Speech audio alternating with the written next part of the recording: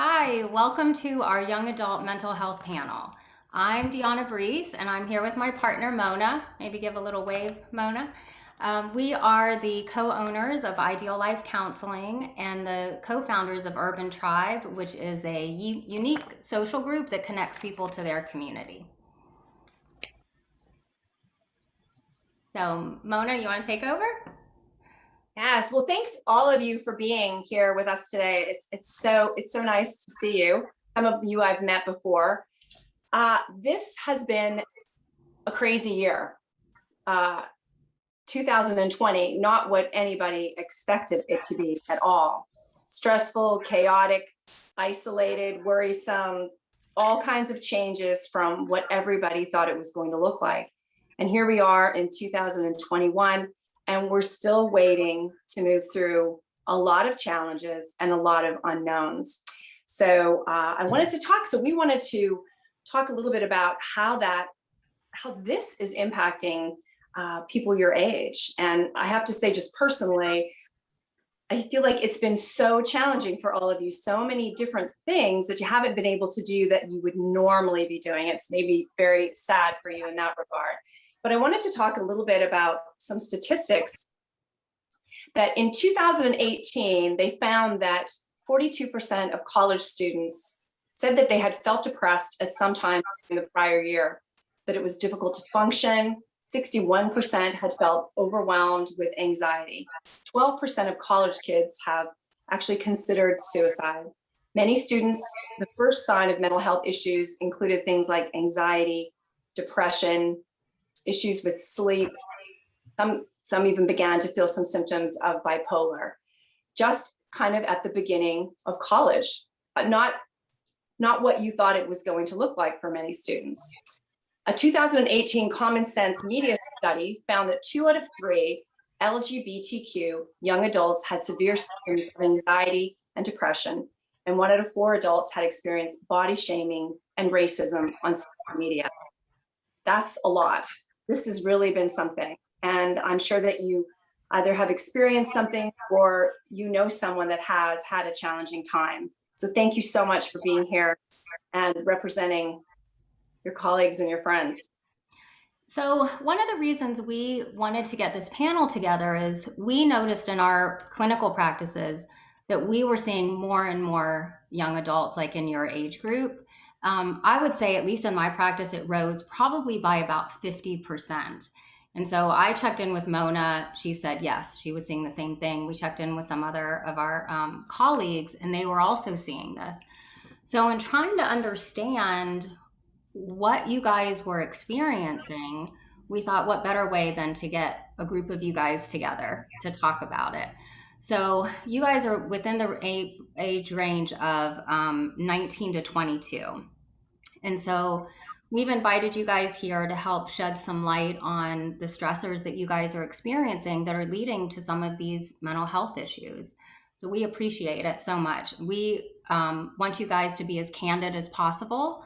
Nothing is off limits. You can talk about anything that you've experienced or that you have seen your peers experiencing.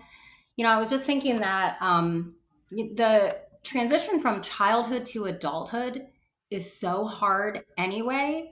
And then you put on top of it all of the social justice issues that are going on in the world, and then a worldwide pandemic for the past year and a half, just to top it off. So like Mona said, it's been a crazy year. And so we want to kind of get to the shed some light on what you guys have been going through. So I'm going to briefly let you guys introduce yourselves, and then we're going to get right into the questions that you guys submitted to us. So our first panelist is Joey. In full disclosure, Joey is my son. And so as I was witnessing this mental health crisis with young adults in my practice, it was also unfolding in our own home.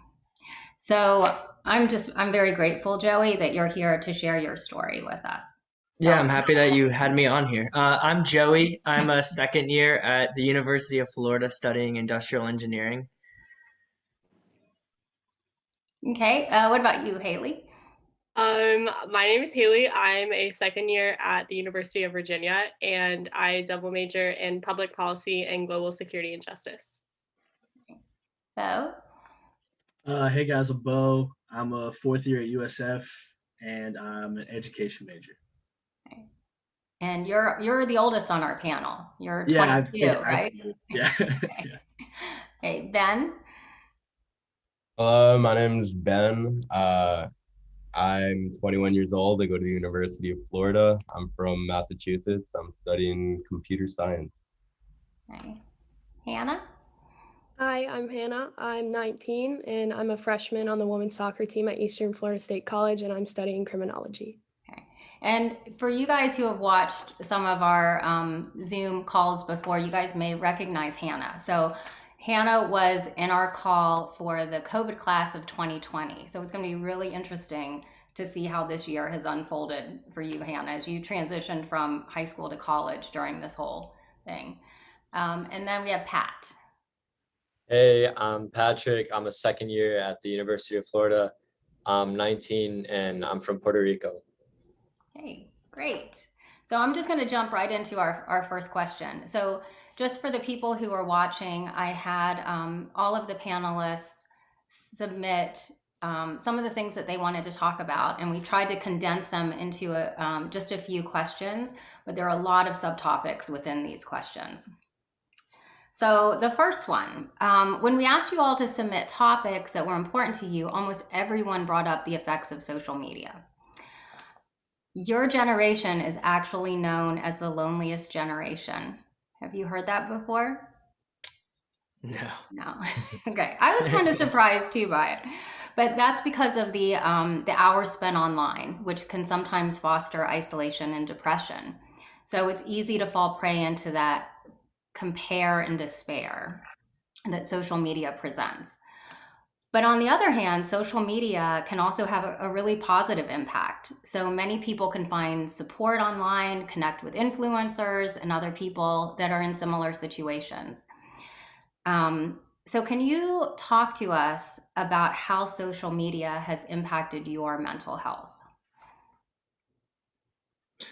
Yeah, I can start. So I think a lot of social media is we see a lot of our friends and our peers living these like crazy lives and, like partying 24/7 and doing all these like crazy adventures. And when we ourselves aren't doing that, I know at least for me, it kind of made me feel kind of down and bad about myself. Like, oh, like I'm not as, cool as these certain people are who are living these crazy lives. Yeah, I think I wrote it down. I think it teaches and encourages us to compare ourselves to others like a lot. Like it almost seems like that's become like just a general idea of social media is like how can I be better than others, or like how can I show people I'm doing something. Yeah, kind of going back to that compare and despair, right? Yeah, I would agree with that. I think it also sets like certain standards that make you compare yourself to others, because social media shows a lot of these positive things that you see online, as Joey is saying, a lot of partying, a lot of good things, but we don't always see like the bad things. And I think that does allow you to compare yourself to others, but I also think it does have a lot of positive impacts, because for me, obviously, like moving away from from home, I've been able to stay connected with my family and all of my friends from back home by being on social media, but it's also allowed me to stay informed and like with social justice issues, it's allowed me to voice my own opinion on social media. Sort of similar to what Bo was saying, I think one thing that I've really noticed about the impact of social media on our generation is sort of like the impact that it has on identity and creating like identity crises of like having to kind of always show to the world who you are and who you perceive yourself to be. And then I think even I know I experienced some like cognitive dissonance with that of like, well, I posted this, but now I'm feeling this, but I'm not allowed to feel that because I already posted this. So everybody thinks this about me. And so for me, and it's really perpetuated that a bit, but it also has been really helpful for me in kind of like educating about my own mental health journey and kind of like cutting back on some of that stigma, just being able to like put resources out there and to reach a lot of people to like educate on some of the things that have been really difficult to talk about in the past. Yeah. Yeah. So lots of good and bad things that can come from social media. So how do you think that has impacted your mental health? Kind of going back to that compare and despair, with what you guys were talking about in that. And I really like what you said about that cognitive dissonance. Here I am putting out all of this great stuff on social media, and yet I'm feeling a certain way, and I'm really not connecting with that. To your point, Joey, that's what people put out there, right? The good stuff. Hmm. And yeah, I think we don't see like the negatives going on in people's lives. Like someone was saying, like we see everyone being super happy, and when we don't feel like that, we feel like something's wrong with us, or that we're not living life to like our fullest, I guess. Yeah. And that can contribute to some depression for a lot of people. Yeah. Yeah. And then I think sometimes too, you'll find people will be posting things when they're going through a really challenging time. Have you noticed that? You'll read a post and think, oh, I need to reach out to this person. Have you had any moments where you read something where you thought, okay, they're going through something, whether it's a breakup or something with school? Yeah, definitely. Yeah. I think a lot of people put stuff on their like stories, just something that's up for like a day, and it'll have like a little quote or something, and you're like, oh, I should probably reach out to them because something kind of seems off. Yeah. Yeah, I definitely think some people will post like a cry for help sometimes in social media. Yeah. When people do that, what do you think they're needing? Like what kind of advice can you give to the friends who are seeing that? Like, and if you guys have ever done that, kind of posted that cry for help, what are you needing from people? I think a lot of people just often need a shoulder to lean on. Like, I know when some of my friends post like a sad quote, like a lot of girls will post like a sad quote or they'll post a sad song with it. And I know like often it's just saying like, hey, how are you doing? Checking in on our friends because like we are going through a tough time. And I think most people just need somebody to lean on. So always lending a hand is super helpful when you see that online. Yeah. Yeah, I agree. I think a lot of times it's just good to know that somebody is there for you to be able to reach out to and talk to. Like if I see a friend post something uncharacteristic, then I'll reach out to them and just say like, hey, like you don't need to tell me what's going on, but just so you know, you're not alone. Even if we're not that close, if you ever need anybody to talk to, text me at any time. I don't want you or anybody else feeling this way. It just feels good to know that somebody's there because especially with quarantining and like you said, how social media leads to farther isolation, we're the loneliest generation. A lot of people can feel like they're alone, and a lot of times that's the worst part. Yeah. And I think Uh, the great things about what we're talking about, right, is that you don't feel so alone when you see some of this stuff. yeah, I think it's also unfair to say we're the loneliest generation because I almost feel like social media brings us like together a lot more. Like I'm able to like reach out to people who I wouldn't be able to talk to without it. Yeah. And I'm able to like post things and like keep up with all my friends and what they're doing, even though we may not live in the same place anymore. So I can see how it's very lonely and very isolating, but I also do think it's one of the most like I think it's a great thing as well. Yeah, I And also feel I I also oh sorry. no, I was just going to say, Joey, I'm so happy to hear, like your mom said, this is what she'd found and this is what they've labeled it. And you're kind of calling BS on that because Yeah. that's not something you want to be labeled as. And just because groups have been called that, you don't have to own that, you guys, or think or buy into that. You define how you want it to look. I also think with like Snapchat, I'm not sure if you're familiar with how it works, but it's kind of like it's like less formal than texting even. Like texting has become the new, like it used to be like calling was formal and texting was informal. Now it's like Snapchat is informal and texting is like you have a purpose for talking to them. So I feel like with Snapchat, it's a lot easier to keep in touch with a lot of people. I found it to be that way. Does it almost make it safer reaching out through social media? And does it feel like you're being a little less vulnerable that way than if you were just directly texting or calling somebody? I think for me, absolutely. Yeah.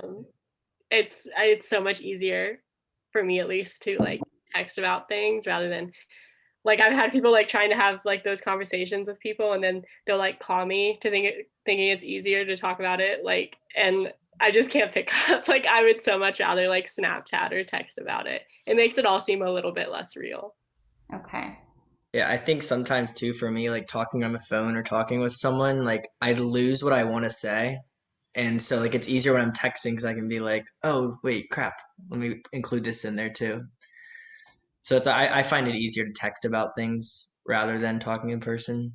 Okay. Granted, I have ADD, so a lot of things just slip out of the head when I'm talking. Well, this kind of leads us into our next question. Mona, were you going to ask that? Yeah, and I think that all of you have done a beautiful job of transitioning into this, talking about mental health. And I'm so thrilled to have all the testosterone on the panel, you guys. Thank you so much for that. Because a term that we're hearing so much of is this toxic masculinity, right? Toxic masculinity.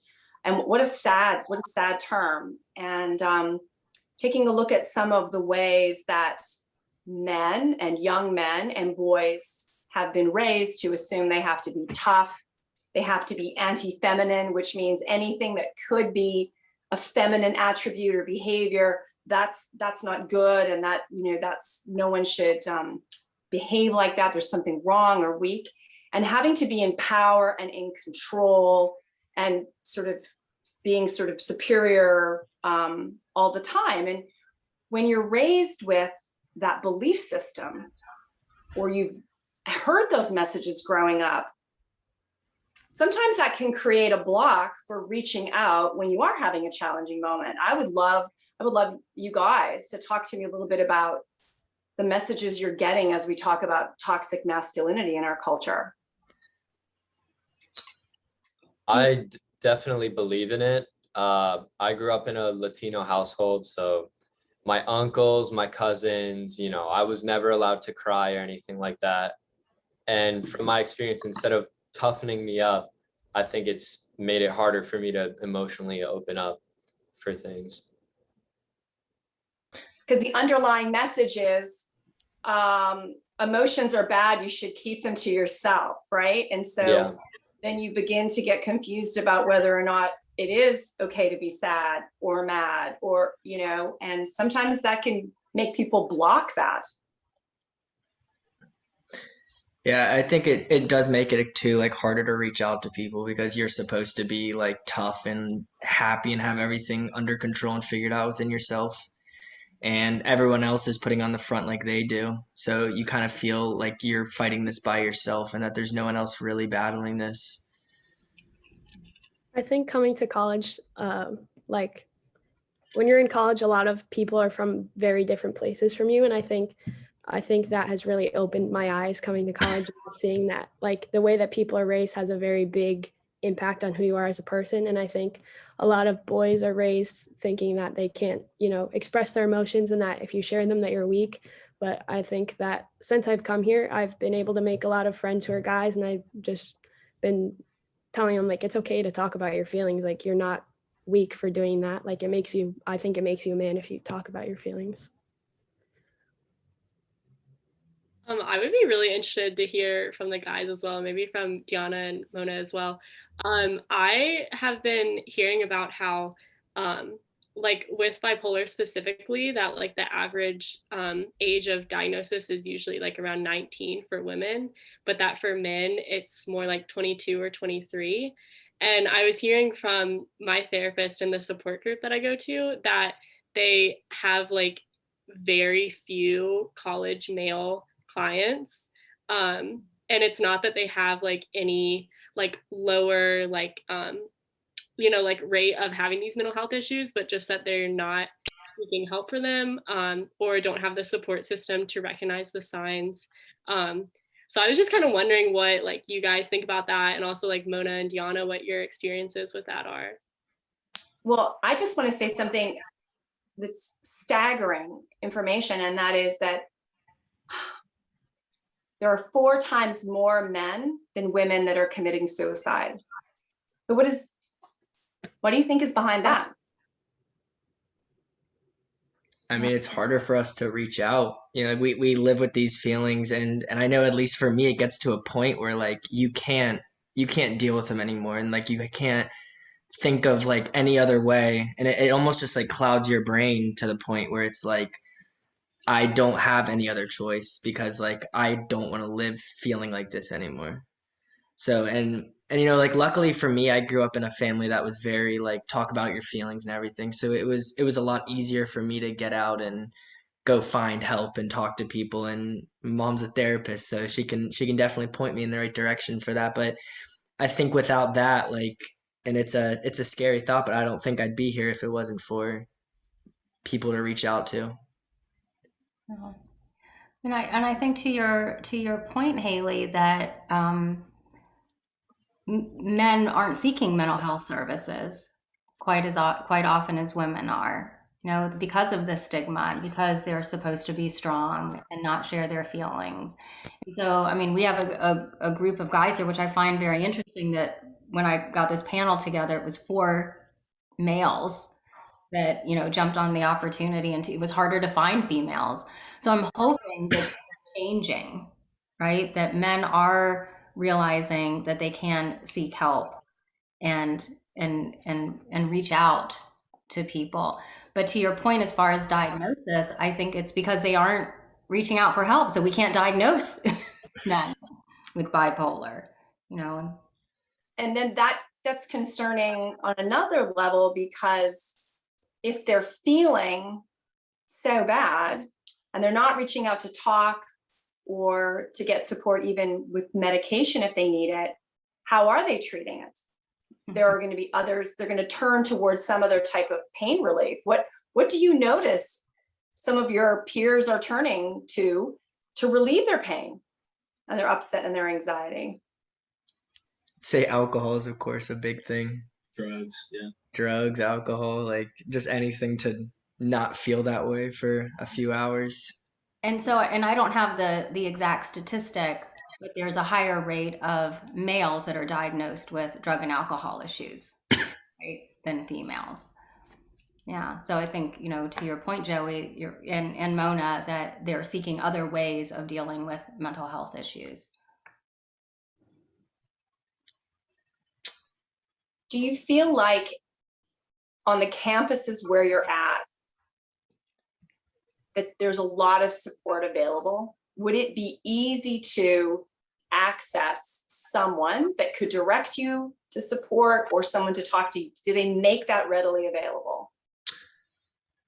I think they make it readily available. I never pursued it. Yeah, I don't really know how to either, but I know there's a lot of stuff there for it.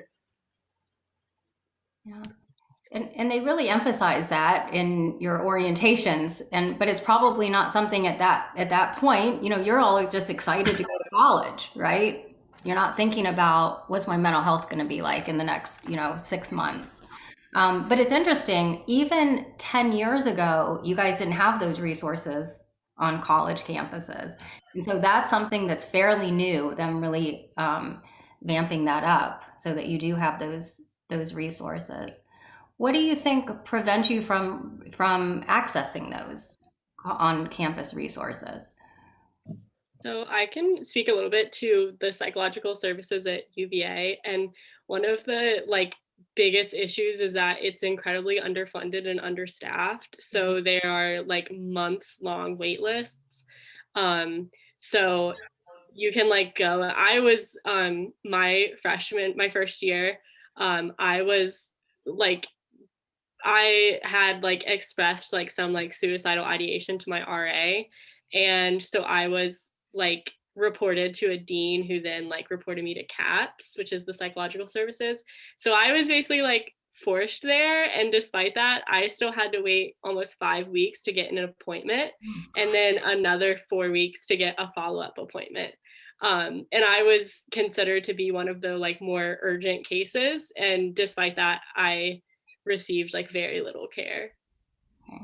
So those services are still really lacking. They have a long way to go. And if, like I said, if you went back 10 years, it would be hard to find a few people on staff, right, to address mental health issues. That's That's heartbreaking to me, because if it's so challenging to have a confidential conversation with someone, ugh, you're not going to bother. You're going to go get distracted with something else or find something else to do.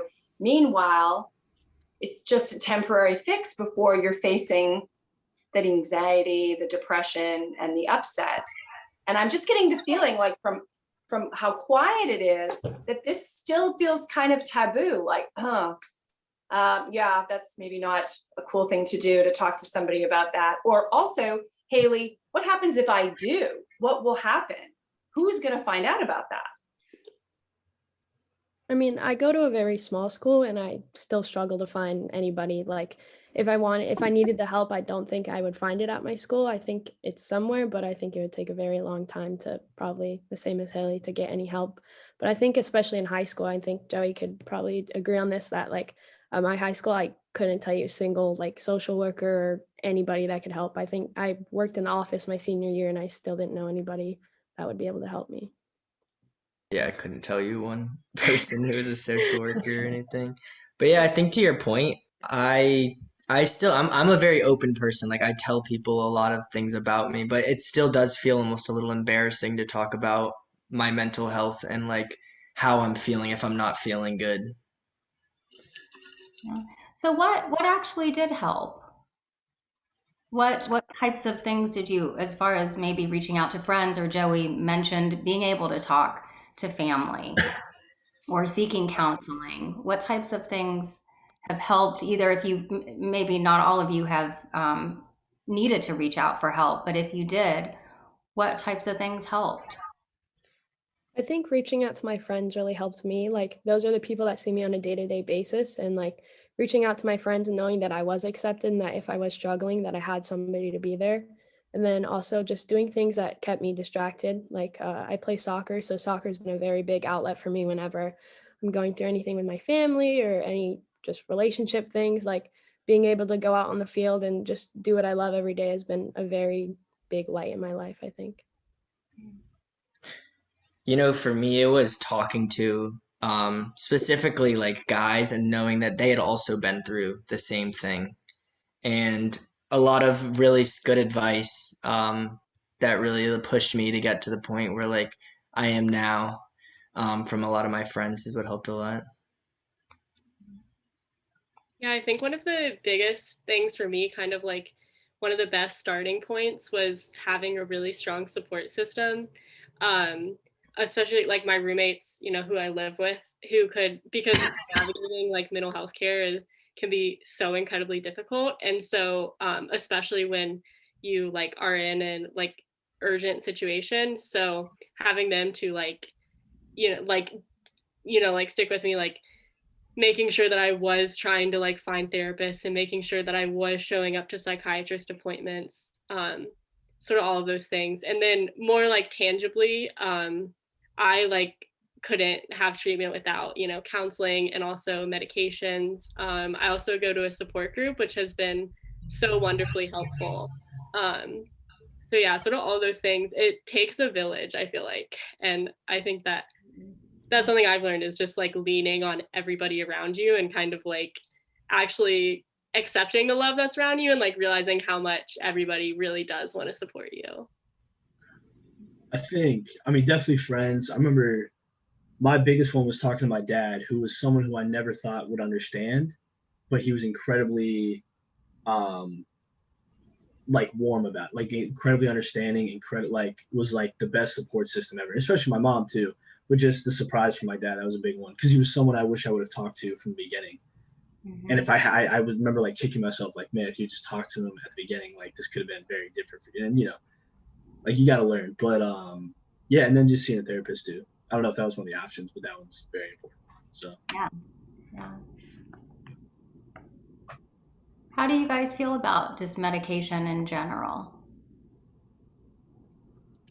I mean, I love it. I love it now. But before I thought it was like something like something has to be seriously messed up if I'm on medication. But I think it's honestly one of the best things. Finding the right one. Yeah, yeah. it's kind of a process to get to the right one, but once you do, It definitely helps a lot.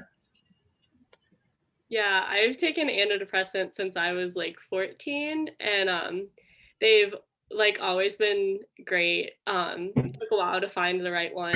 And then when I got diagnosed with bipolar in my first year, I had to be on completely different medications. And when like that happened and my psychiatrist was like, well, like we need to do like mood stabilizers and like antipsychotics, like I was like, no, like I'll take an antidepressant, that's fine, but like I'm not going to do this other stuff. And so for 6 months I didn't take anything, and I really like didn't have very many symptoms, and so I was like, okay, like I'm fine, like I don't need medication, like I can just like think myself out of this. And then because I wasn't on them, that's what made kind of like the worst episode happen.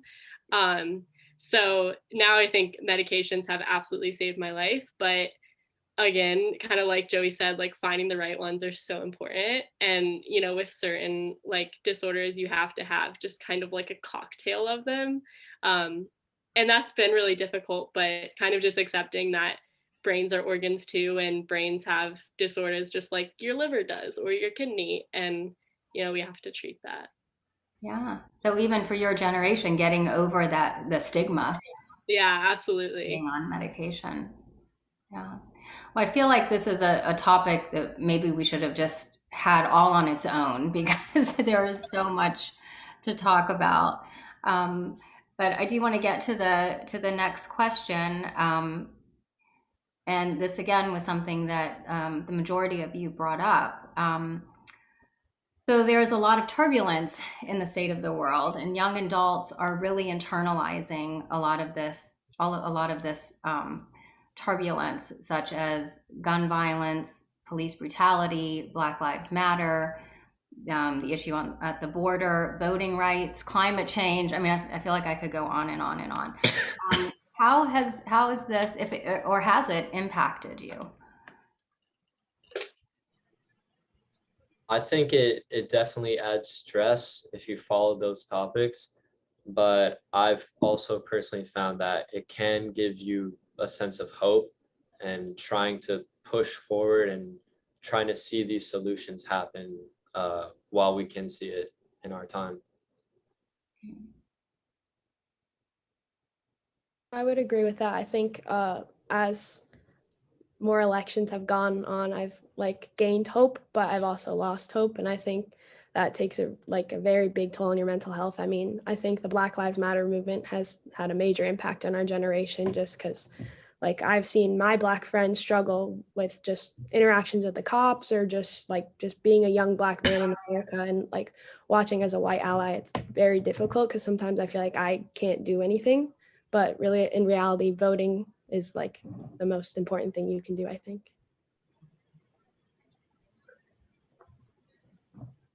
Any other thoughts on how these things are impacting your mental health or I can speak on gun violence a little bit. I think we all, like our generation, like we all grew up doing like shooter drills and all of that. And I grew up in Blacksburg, so like I always talking about the tech shooting and being, in lockdowns in school, like while the shooting was happening. And I still, to this day, I'm 20 years old, and I was 5 years old when the shooting happened. And I still, every single time I'm stressed, I have like a nightmare about a shooting, like hiding from like a shooter, um, which I think is really wild that that can really affect you that much. And I can only imagine how that manifests itself in people who have had more firsthand experiences with all of these like social issues that we're having. Yeah, right? I agree with Haley a lot. I think being in our school system today, you're just constantly reminded that like school shootings are a thing. And I think that it also like in the back of your mind, it's just that like America has a gun problem, and that there aren't people who are paying like attention to you. And like our legislators just can't put aside their parties to make like good gun legislation. And that's pretty much it. What are some of the things that you guys are doing to just even just at your level to try to address some of the issues that are important to you? Or do you feel like you have any resources or can make an impact? This was the first time for many of you that you got to vote, right? Was for most of you it was the first election that you voted for? So to Hannah's point, that's one thing that you can do is to vote for the politicians that you feel, you know, are that you're connected with. I I think joined one like thing where social media has been good is it's kind of been an opportunity for me to amplify the voices of people who are like truly, affected by these social issues. So like Black influencers and people who have like such impactful experiences. I've, able to share links and videos like on all my platforms to try to help get that out. I joined a lot of different groups when I was in high school. I joined March for Our Lives when I was, I think, a freshman or a sophomore. And then I joined student government, which like allowed me to find my voice and be a leader in my school. And then just like different local like organizations. I went to a lot of meetings, and that was the way that I learned how our government works. Okay, so doing those things helps you to feel a little more empowered. So regardless, just even at the level that we are at our communities, that we can make a difference. Okay. So I'd Very- like. Go ahead. No, go ahead. I just wanted to ask a question. Your professors, are they creating opportunities for you to have open dialogue about these things? Do you feel that, there's so many differing opinions? Do you feel like you have a voice in class about some of these issues? Honestly, I find that no one really brings it up in class, at least especially with online stuff. Like it's I pretty think, much like yeah, we're doing this right now for 50 minutes and then I'm going off.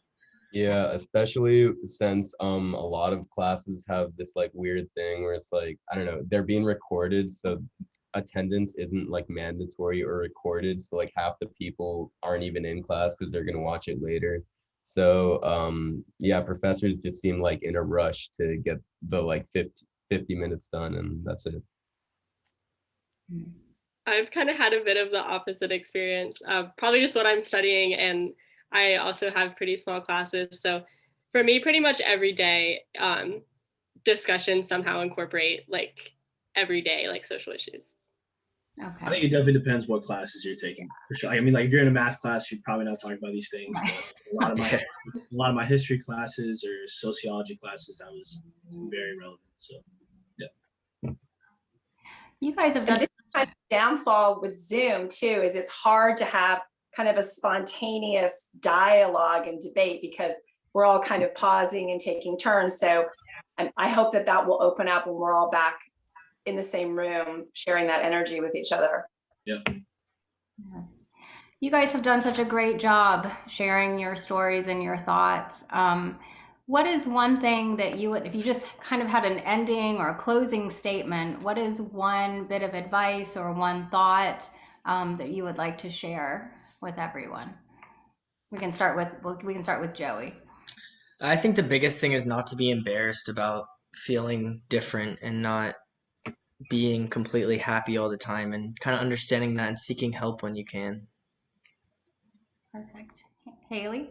Yeah, I guess mine would just be like, don't stop fighting. Like mental health journeys can be really difficult and draining and just exhausting and demoralizing and disempowering and all those horrible things. But my therapist said yesterday, like if you just keep going, like whatever that like Newton's law is, like an object in motion stays in motion. Like if you just keep going, like your ball will continue to roll and you'll get through it somehow. Great. So don't give up. Yeah. Right. Keep going. Hey, Bo? Just believe in yourself. Like, what am I trying to say? Find like happiness in like the little achievements. Like keep like she said, just keep going, keep working hard. Like, yeah, and don't be afraid to like talk to other people, find support. Yeah, perfect. What about you, Ben? I think it's just it's very important to know that you're worth the fight, and that you shouldn't be embarrassed to reach out. One thing I struggle with is opening up to people about mental health issues I may struggle with. And I just think you should know you're worth the fight and that everybody goes through it. And it's not something that you should keep inside that's going to make it worse. Find some way to open up, whether it's through a therapist or a close friend. Okay, I love that. What about you, Hannah? I think that everybody just needs to remember that it's okay to not be okay sometimes, and that just like I think somebody said, just finding happiness in the small things, and then also just keep fighting, because at the end of the day, just keep fighting. Okay, great. And Pat? One of my favorite quotes, I forgot where I heard this, but it's, if today was the worst day of your life, then tomorrow has to be better. So the sun's always going to come up, and that's helped me a lot. Yeah, that's beautiful. You guys have done such a fantastic job. Were you going to say something, Mona? Well, I love the fact that you are all looking forward to something else instead of living in all this, like this sort of muck we've all been. You're looking forward, you're going through, Winston Churchill, if you're going through hell, keep on going. And that's what you're doing. And it's just, I'm so inspired that you're our future. I mean, it's really empowering to be with you. Yeah. And you know what? One of my hopes was by you guys sharing your stories and some of your insights and thoughts is that maybe it'll reach somebody who they know, I'm not alone in this. Like, look at all of these people who have, like you guys who I can't remember who said it now, but you just keep going through, right? I think Haley, you said that, Newton's law, right? Just keep going. Yeah. Thank you so much for joining us. I really appreciate it. Thank you guys. Yeah, thank you guys for having Thank us. you. Thank you very much. Thank you so much. Good Bye-bye. luck wrapping up the year, you guys. We're cheering you on. Yes. Yeah. Thank good you. luck. Okay. All right, one last thing is something that actually Bo told me when I called him up telling him about my depression. And it was, if you can beat this, then there's nothing that can ever stop you. Like, once you beat your own mind, like, no matter what anybody else thinks about you, like, it will not matter. That's great. Thanks, Joey. Perfect. Yeah. Thank you, Joey.